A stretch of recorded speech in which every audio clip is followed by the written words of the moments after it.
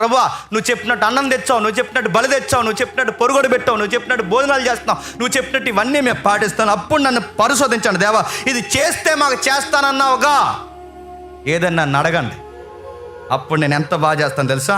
చెప్పండి. ఆకాశ వాకిండ్లు ఇప్పి పట్ట జాలనంత విస్తారమైన దీవెనలు మీకు కుమ్మరిస్తాను. ఎప్పుడు చెప్పండి?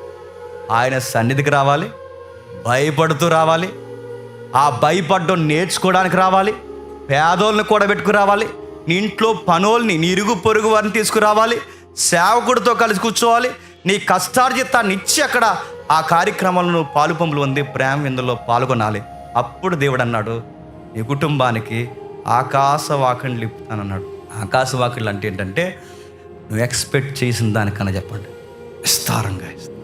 ఫైనాన్స్ ఇస్తే ఫైనాన్షియల్గా బ్లెస్ చేస్తాను, నీ కష్టాన్ని ఇస్తే నీ కష్టాన్ని ఆశీర్వదిస్తాను, నీ ఉద్యోగంలో సమయాన్ని ఇస్తే నీ సమయాన్ని ఆశీర్వదిస్తాను. నువ్వు దేవుడు నీకు ఇచ్చే దాన్ని బట్టి చెప్పండి నిన్ను ఆశీర్వదిస్తాను. నువ్వు బిగిస్తే నేను బిగిస్తా, నువ్వు ఇప్పితే నేను ఇప్పుతా, నువ్వు ఎదుటోడిని ఆదరిస్తే నిన్ను నేను ఆదరిస్తాను. ఇవి ఎందుకు ప్రభువా అని అడిగితే, ఈ గుడ్డోళ్ళు అందరూ అడుగుతారు, ఎందుకు ప్రభువా అని అడిగితే దేవుడికి ఆన్సర్ చెప్పిన, సొసైటీ ఇలా ఉంటే ఏదైనా వనంలా ఉంటుంది.